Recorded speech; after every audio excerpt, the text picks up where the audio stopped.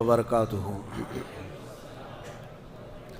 الحمدللہ وکفا وسلام علی حبیبہ المصطفیٰ، اما بعد فاعوذ باللہ من الشیطان الرجیم، بسم اللہ الرحمن الرحیم۔ ان اللہ وملائکتہ یصلون علی النبی یا ایہا الذین آمنوا صلوا علیہ وسلموا تسلیما۔ اللہم صل علی سیدنا محمد معدن الجود والکرم وآلہ واصحابہ الکرام وابنہ الکریم وبارک وسلم صلاة دائمة سرمدا ابدا بحمدہ تعالی وبکرم مصطفیٰ صلی اللہ علیہ وسلم۔ آج کی اس شب میں قرآن عظیم کے 5.5 پارے مکمل ہو چکے ہیں۔ اللہ عز و جل بقیہ قرآن عظیم کو صحیح تجوید سے پڑھنے اور آپ سب کو سماعت کرنے کی توفیق عطا فرمائے۔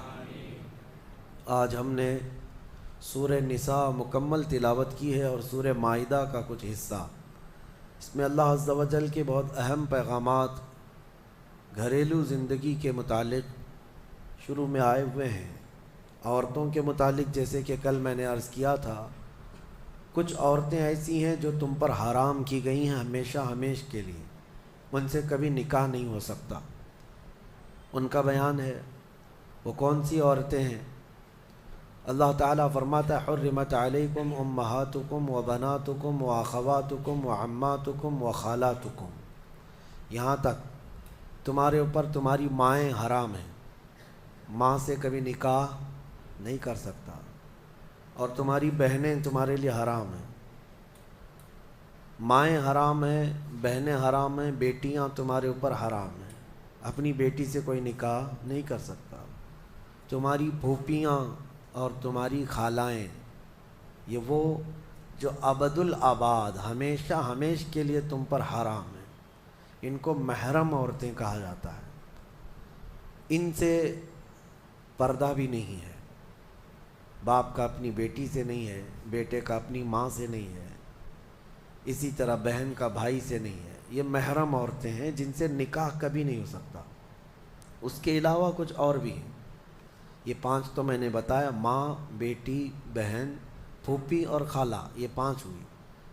اب آگے رب تعالیٰ فرماتا وَأَخَوَاتُكُم مِّنَ الرَّضَاعَةِ، یعنی دودھ شریک بہن ہے، یعنی تمہارے ماں کا دودھ کوئی اور لڑکی پی ہے تو وہ تمہاری رضائی بہن ہو گئی، یا تم نے کسی خاتون کا دودھ پیا تھا اپنی ماں کے علاوہ، اپنی ماں کے علاوہ کسی اور کا دودھ پیے تھے، تو اس عورت کی جو بیٹی ہوگی وہ تمہاری رضائی بہن ہوگی، اس سے کبھی نکاح نہیں ہو سکتا۔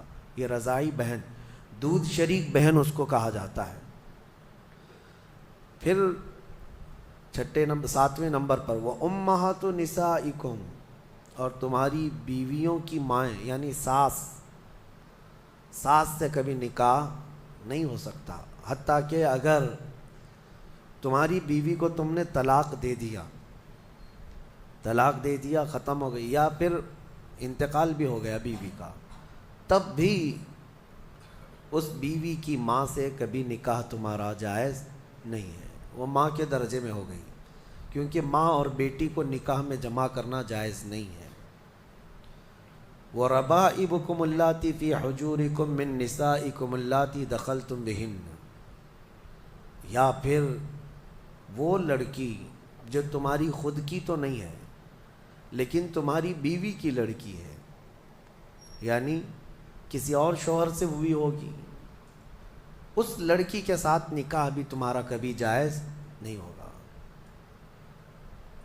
اور پھر آگے 2 بہنوں کا ایک نکاح میں جمع کرنا، یہ بھی سخت حرام ہے، یعنی ایک عورت سے نکاح کیا تھا اور اسی عورت کی بہن سے دوبارہ ایک ہی نکاح میں شریک کر لیا، زندگی دونوں بہنوں کے ساتھ گزار رہا ہے، تو وہ سخت گناہ کبیرہ میں مبتلا ہے، حرام ہے، زنا ہے، نکاح ہوگا ہی نہیں، نکاح نہیں ہوگا۔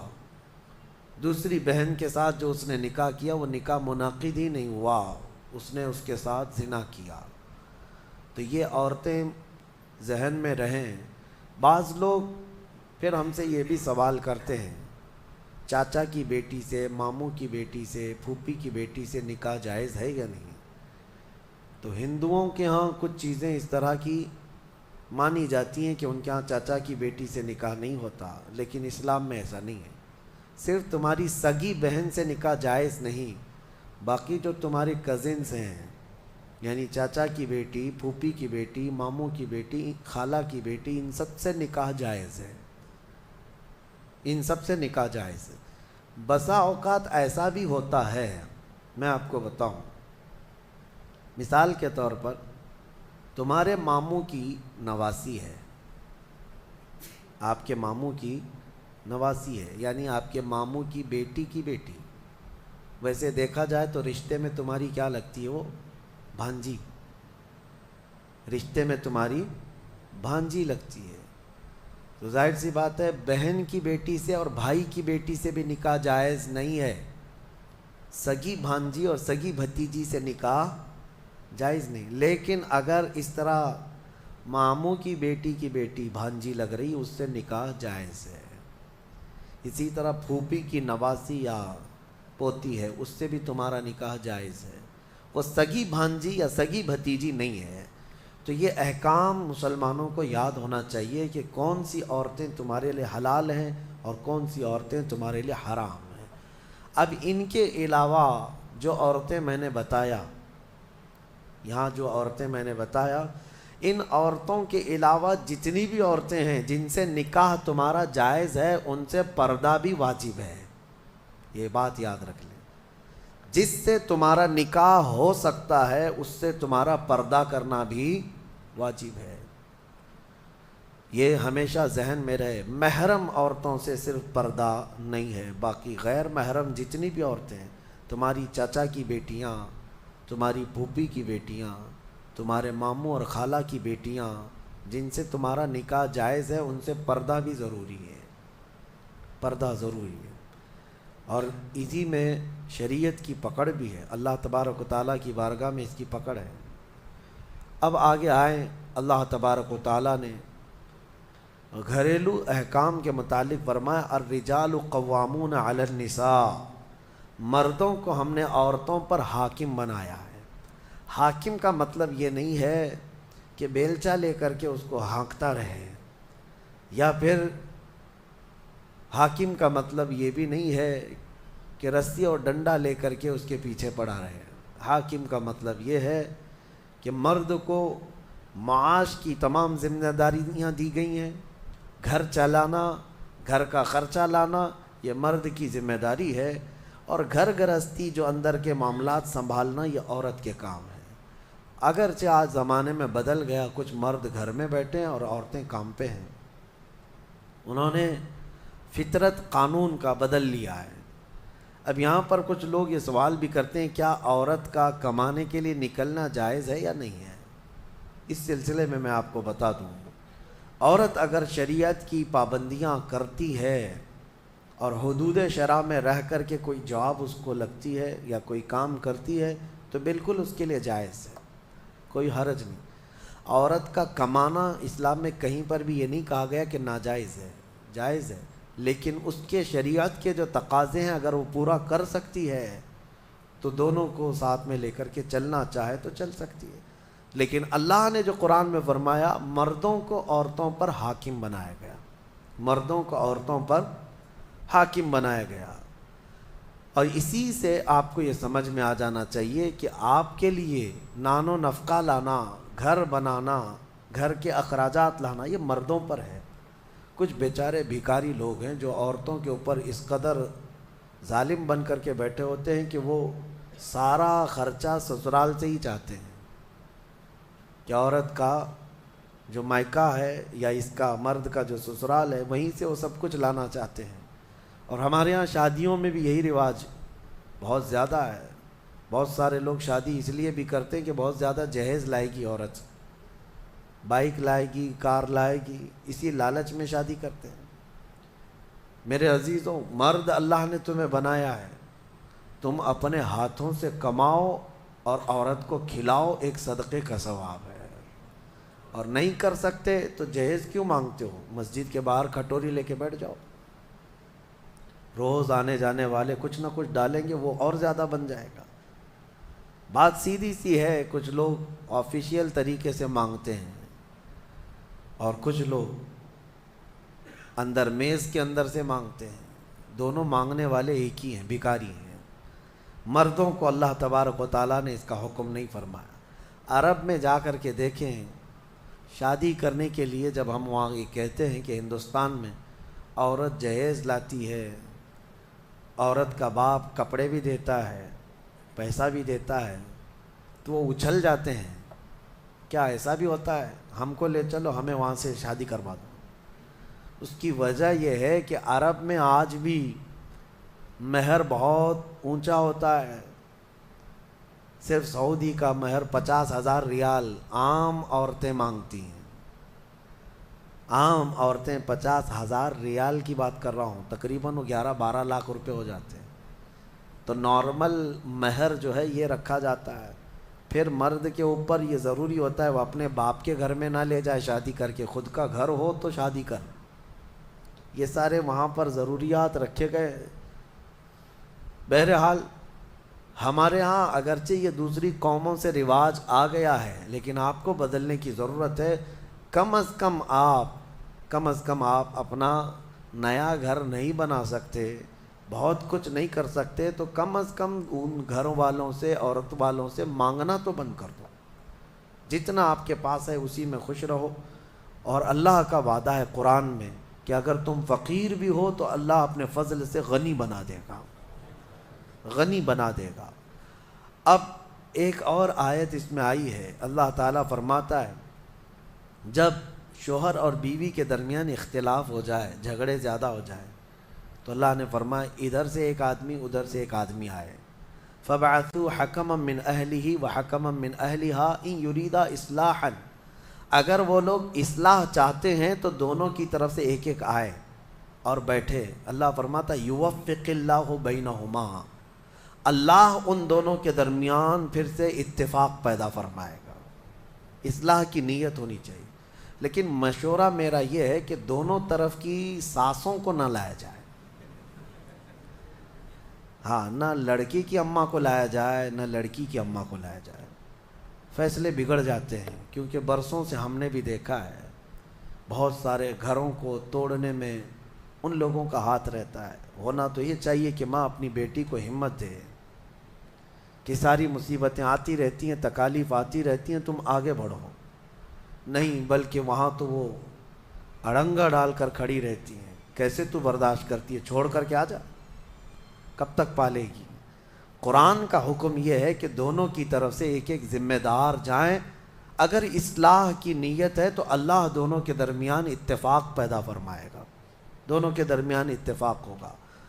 اور آیتیں جو آئی ہیں اس میں، آج کے اس پارے میں ہم نے جو تلاوت کی، ایک آیت ہے اللہ تعالیٰ فرماتا ہے اینما تکونوا یدرککم الموت ولو کنتم فی بروج مشیدہ، تم جہاں کہیں پر بھی جاؤ موت تمہیں آ کر پکڑے گی۔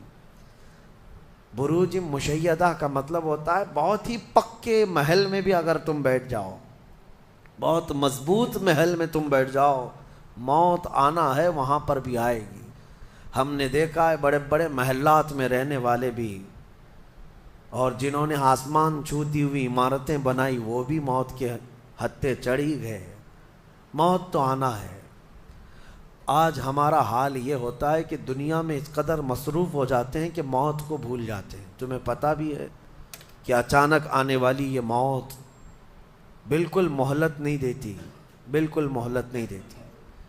آپ اگر آس پاس میں اپنی نظریں ڈالیں تو آپ کے دوستوں میں کئی جا چکے ہوں گے، جن کی عمر زیادہ نہیں تھی وہ جا چکے۔ موت کے لیے عمر کوئی متعین نہیں ہے کہ بڑھاپے میں آئے گی یا بیماری سے آئے گی۔ اچھے لوگوں کو بھی موت آ جاتی ہے، چلتے پھرتے لوگوں کا جنازہ آ جاتا ہے، کسی کے لیے بھی کوئی وقت معین نہیں۔ اور قرآن میں اللہ تعالیٰ یہ فرماتا ہے اگر بندہ موت سے بھاگنے کے لیے، جس کو کہتے ہیں پریکاشن لینا، کہیں جا کر کے محفوظ مقام پر چھپنے کی کوشش کرتا ہے، وہ آئے گی موت۔ بزرگوں نے ایک حکایت لکھی ہے کہ ایک بادشاہ کو نجومیوں نے بتایا تھا کہ فلاں دن تمہاری موت آنے والی ہے۔ نجومی ستاروں کا علم جاننے والے اٹکل پچھو سے کچھ نہ کچھ تو بتا دیتے تھے.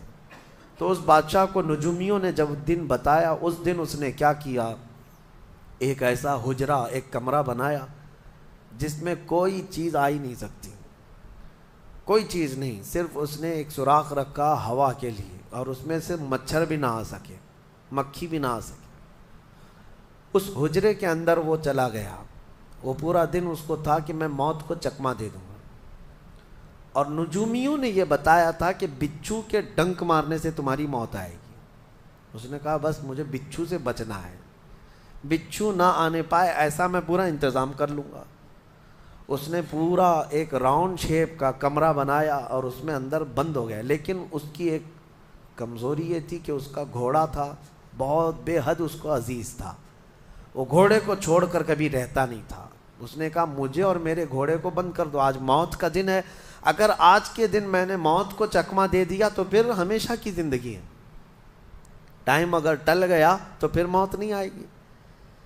تو وہ اس نیت سے وہ روم کے اندر بند ہو گیا اور لوگوں سے کہا کہ کوئی مجھے نہ دروازہ کھولے اور نہ کسی کے لیے دروازہ کھولے، پورا دن گزرنے دو.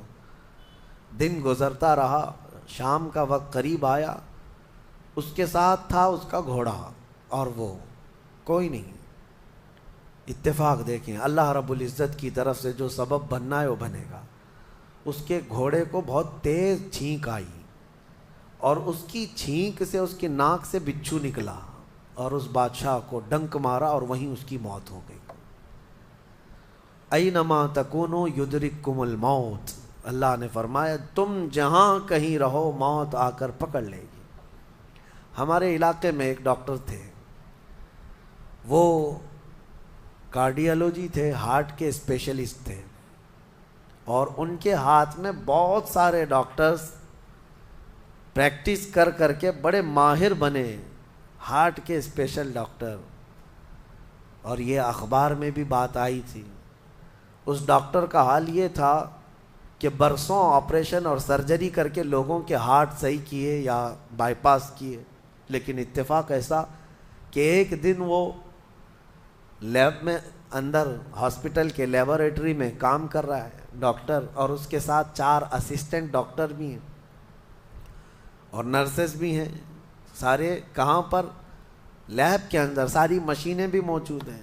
اس ڈاکٹر کو وہیں پر ہارٹ اٹیک آیا، جو ہارٹ کا خود اسپیشلسٹ ہے، اور دوسرے ڈاکٹرز وہاں پر موجود بھی ہیں. انہوں نے اٹھایا، اسٹریچر پر ڈالا، آئی سی یو میں ہی تھے، لیب کے اندر موجود تھے، لیکن وہ چند منٹوں کے اندر ڈاکٹر کی موت ہو گئی. نہ کوئی ڈاکٹر بچا سکا، نہ اس کو دوا دی جا سکی.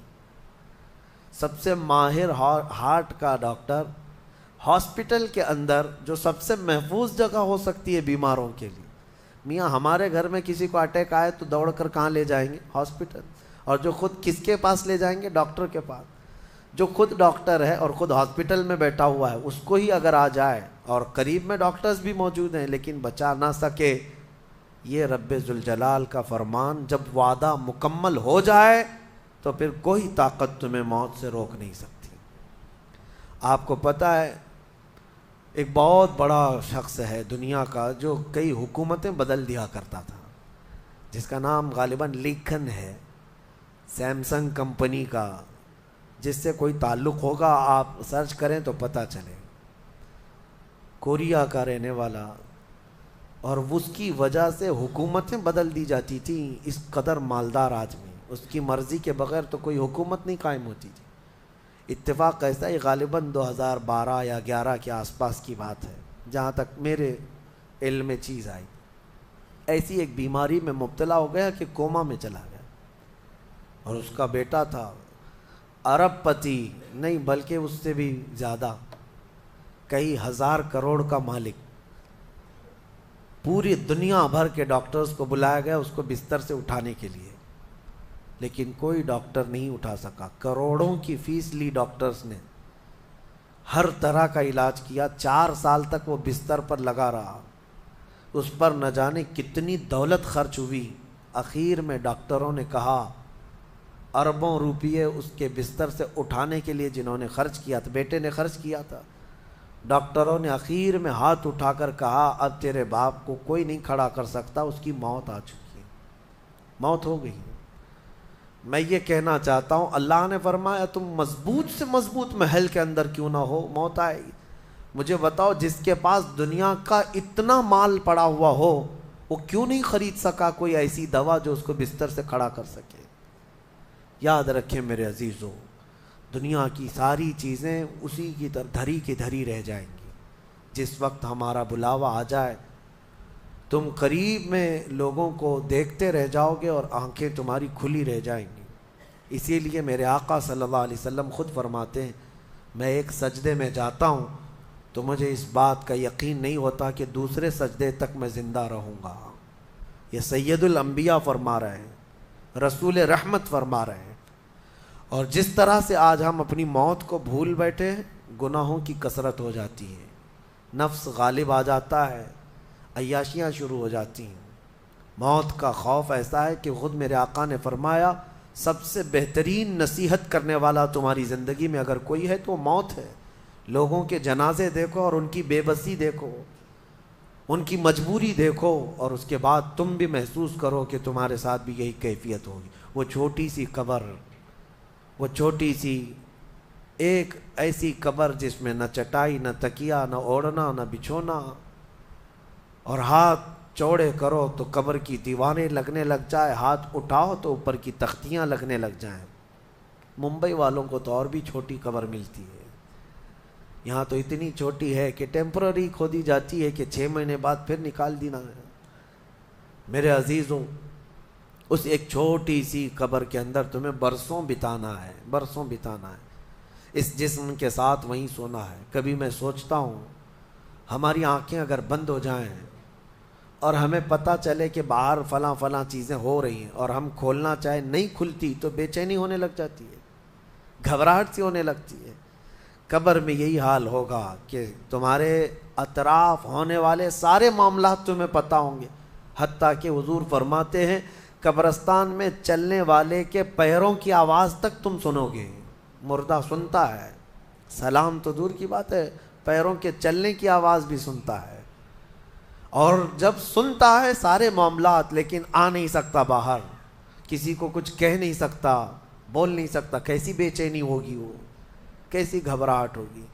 بڑے بڑے اولیاء اکرام حتیٰ کہ سیدنا عثمان ابن عفان رضی اللہ تعالیٰ عنہ، داماد رسول، امیر المومنین، خلیفہ رسول، جب رات کے وقت مصلی پر کھڑے ہوتے اور قبر کی کوئی آیت تلاوت کرتے تو اتنا روتے تھے کہ ان کا مصلی آنسوؤں سے بھیگ جاتا تھا۔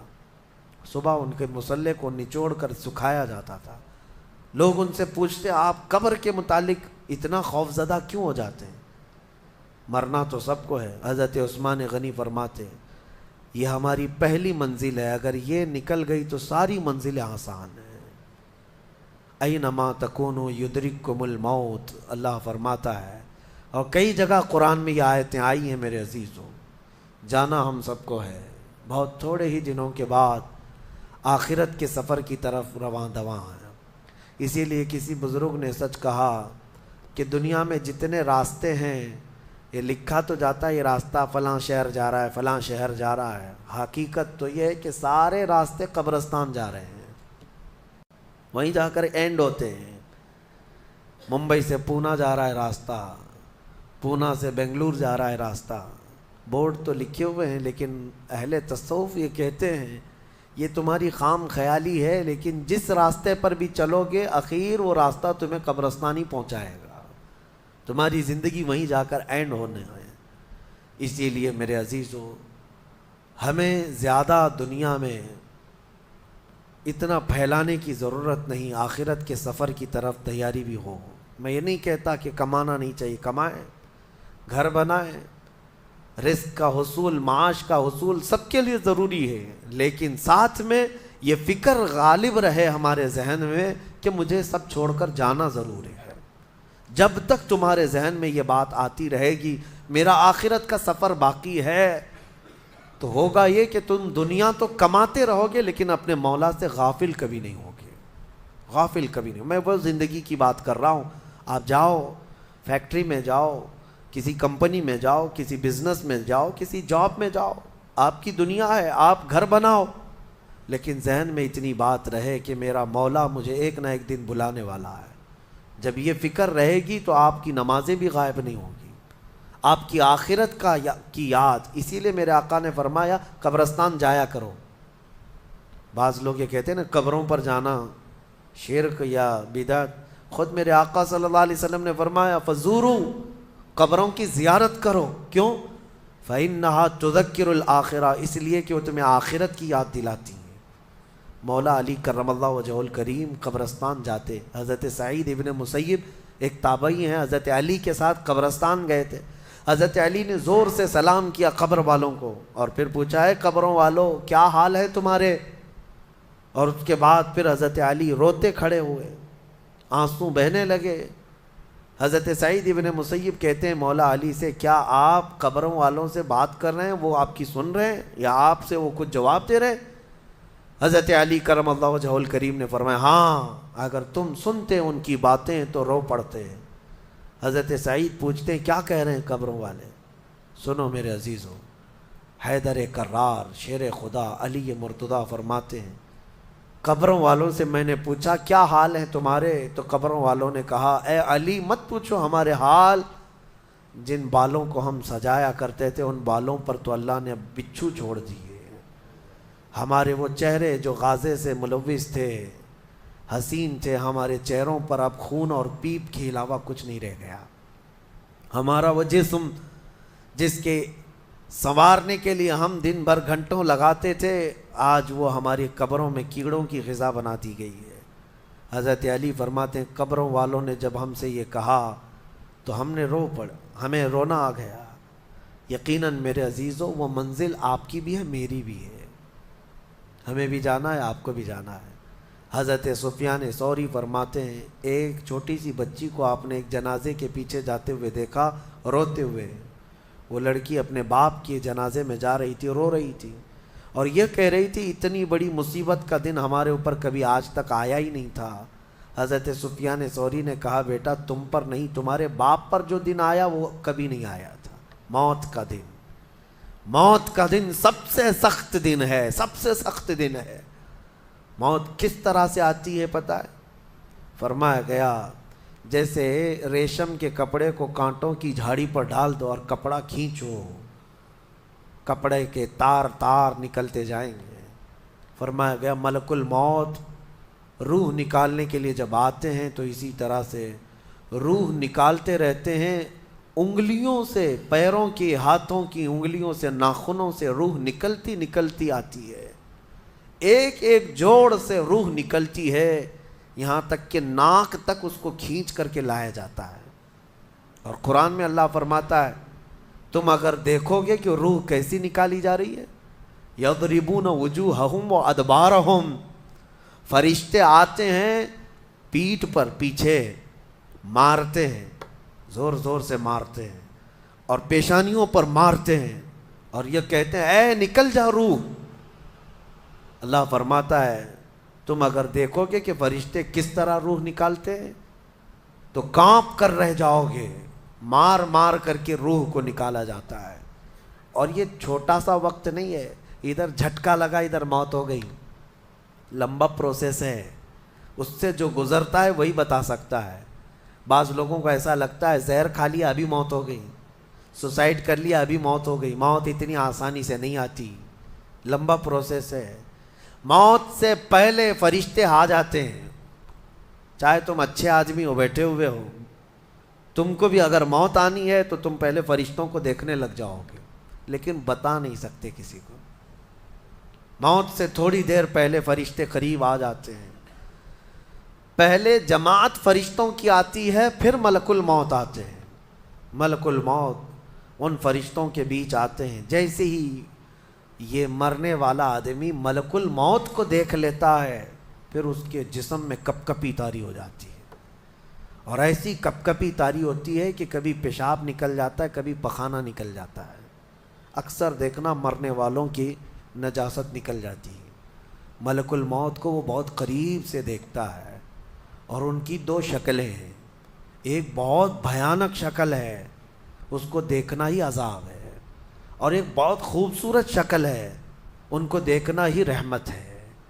وہ نیک بندوں کی روح نکالنے کے لیے جب جاتے ہیں تو خوبصورت شکل میں جاتے ہیں، اور جب گنہگاروں کی روح نکالنے جاتے ہیں تو بھیانک شکل میں جاتے ہیں، اور ان کو دیکھتے ہی مرنے والے کا جسم پیلا پڑ جاتا ہے، پیشانی اکھڑ جاتی، آنکھیں پھٹی رہ جاتی، اور پھر خرخرا آنے لگ جاتا ہے، یعنی خرخر کی آواز تیز ہو جاتی ہے۔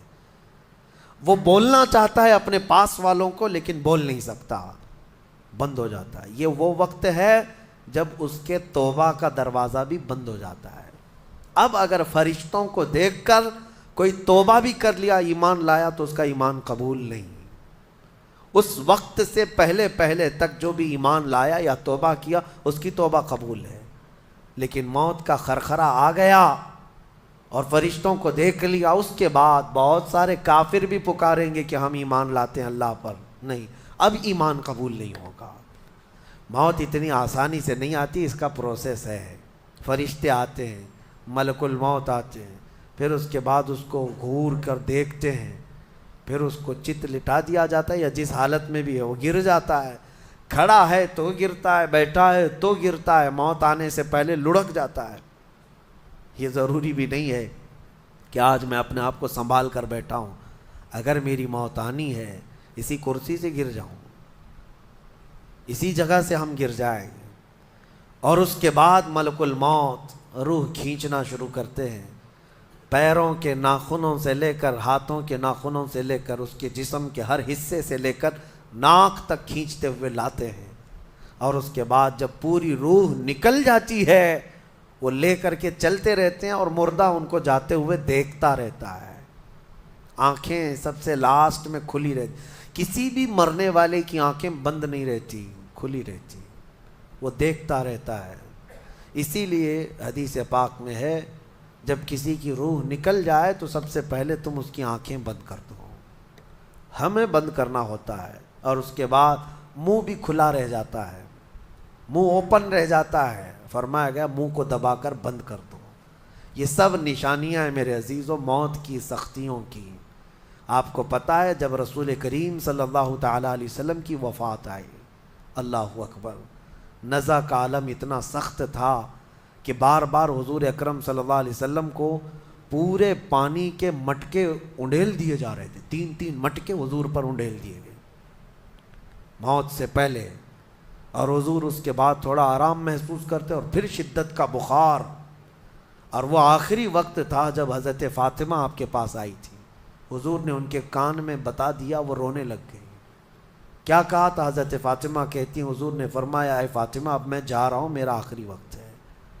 پھر ایک دوسرے کان میں ان سے کہا میرے خاندان میں سے سب سے پہلے تم مجھ سے ملنے والی۔ آج یوم فاطمہ بھی ہے، سیدہ کائنات کا آج یوم وصال ہے، 4 رمضان المبارک۔ تو رسول کریم صلی اللہ تعالیٰ علیہ وسلم حضرت عائشہ صدیقہ کے سینے سے سر لگا کر لیٹے ہوئے تھے۔ حضرت عائشہ فرماتی ہیں سنو، مجھے پتہ ہی نہیں تھا، حضور حضرت عائشہ سے زیادہ محبت کرتے تھے، اسی لیے آخر وقت میں حضرت عائشہ کے ہی حجرے میں رہنے لگے، باقی دوسری بیویوں کے یہاں نہیں جاتے۔ حضرت عائشہ کہتی میں حضور اکرم صلی اللہ تعالیٰ علیہ وسلم کو کبھی مسواک دے رہی، کبھی پانی کے چھڑکاؤ کر رہی۔ تھوڑی دیر کے بعد حضور اکرم صلی اللہ تعالیٰ علیہ وسلم لیٹے لیٹے اسی طرح رہ گئے۔ حضرت عائشہ کہتی ہے میرے سینے پر حضور کا سر تھا، وہ اتنا بھاری ہو گیا مجھے لگتا تھا کہ میری پسلیاں ٹوٹ جائیں گی۔ یہ حضرت عائشہ کہتی ہیں مجھے ایسا لگتا تھا کہ میری پسلیاں ٹوٹ جائیں گی۔ ہوا کیا تھا؟ حضرت عائشہ فرماتی ہیں دروازے پر جبرائیل امین آئے، روح نکلنے سے پہلے کی بات ہے۔ حضرت عائشہ فرماتی حضور کے پاس جبرائیل آخری بار آئے، وہ غمگین حالت میں آئے یا جس حالت میں ہو۔ حضرت رسول کریم صلی اللہ علیہ وسلم سے عرض کرنے لگے یا رسول اللہ دروازے پر موت کا فرشتہ کھڑا ہے، آپ کی اجازت چاہتا ہے، اگر آپ اجازت دے دیں تو آئے گا اور آپ کی روح پاک کو اللہ کے حضور لے جائے گا۔ اور یا رسول اللہ آج سے پہلے اس فرشتے نے کسی سے اجازت نہیں لی اور قیامت تک کسی کی روح نکالنے کے لیے وہ اجازت لے گا بھی نہیں. یہ صرف رسول پاک کی خصوصیت تھی. حضور نے فرمایا آنے دو. ملک الموت آئے اور جب حضور کی اجازت سے روح نکالی تو حضرت عائشہ کہتی ہیں اتنا بھاری ہو گیا تھا سر کہ مجھے لگتا تھا کہ میری پسلیاں ٹوٹ جائیں گی سینے کی. اور اس کے بعد حضرت عائشہ فرماتی ہیں میں نے حضور کے سر مبارک کو نیچے کی طرف کیا, مجھے پتہ بھی نہیں تھا کہ حضور کا انتقال ہوا. میں حضور اکرم صلی اللہ علیہ وسلم سے باتیں کرنے میں مصروف تھی. اسی میں حضرت ابوبکر صدیق حجرے میں آئے, پوچھا عائشہ کیا حال ہے حضور کا. حضور اکرم صلی اللہ علیہ وسلم کو دیکھا حضرت ابوبکر نے اور پیشانی مبارکہ پر ہاتھ رکھا تو وہ بہت ٹھنڈی تھی. ماتھے کو بوسہ دیا اور ایک آہ بھری اور ایک جملہ کہا تھا, یا رسول اللہ ایک بار موت آنی تھی وہ آپ پر آ گئی, اب موت کی سختی اللہ دوبارہ کبھی آپ کو نہیں عطا کرے گا. موت کی سختی کیونکہ حضور کو انہوں نے دیکھا تھا, کئی دنوں سے تکلیف تھی. 13 دن تک حضور پاک صلی اللہ علیہ وسلم کو تکلیف تھی, 13 دن تک. حضرت ابوبکر کہتے ہیں یا رسول اللہ اب موت کی سختی دوبارہ کبھی نہیں آئے گی, جو اللہ کا وعدہ تھا وہ پورا ہو گیا. پورا کھل کر کے رو بھی نہیں پا رہے تھے ابوبکر صدیق اور اپنے اندر دبا بھی نہیں پا رہے تھے. موت کی سختی انہوں نے دیکھا اور اس کے بعد کہا اے عائشہ کیا دیکھ رہی ہو, اللہ کے رسول ہم سے رخصت ہو چکے. پھر انہوں نے آ کر مسجد میں اعلان کیا اے لوگو اللہ کے نبی کا انتقال ہو چکا. اب مجھے یہاں یہ بتانا ہے اگر موت سے کوئی بچ سکتا تھا تو سب سے پہلا نمبر تو رسول اللہ کا ہونا چاہیے تھا, کیونکہ اللہ کے سب سے محبوب نبی وہی ہیں. جب رسول پاک صلی اللہ تعالیٰ علیہ وسلم کو بھی موت آئی تو میاں ہمارا اور تمہارا شمار نہیں, چاہے 100 سال زندگی مل جائے لیکن مرنا ضروری ہے. بہرحال یہ باتیں بڑی طویل ہو جائیں گی. موت کا تذکرہ اس لیے بھی میں زیادہ کرتا ہوں کہ حدیث پاک میں ہے مومنوں کو یہ تذکرہ کرو تاکہ ان کو گناہوں سے نفرت پیدا ہو جائے اور آخرت کے سفر کی تیاری وہ شروع کریں. اللہ کریم ہم سب کو دنیاوی خرافات سے محفوظ فرمائے, دنیا کی لذتوں سے اور یہ فانی خرافات میں مبتلا ہو کر آخرت بھولنے سے اللہ ہماری حفاظت فرمائے. مولا کریم جب ہماری موت آنے کو ہو تو ہماری زبانوں پر کلمہ طیبہ جاری فرما دے. رب ذوالجلال موت سے پہلے تیرے حبیب پاک کے چہرے کی زیارت نصیب فرما. اے کریم خدا کیا ہی بہتر ہوتا, میں گنہگار ہوں اور بڑے مرتبوں کی خواہش, تو کریم ہے خدایا تیری بندہ پروری ہے. کیا ہی بہتر ہوتا مولا کہ موت آئے تو رمضان کا مہینہ مل جائے, جمعۃ المبارکہ مل جائے.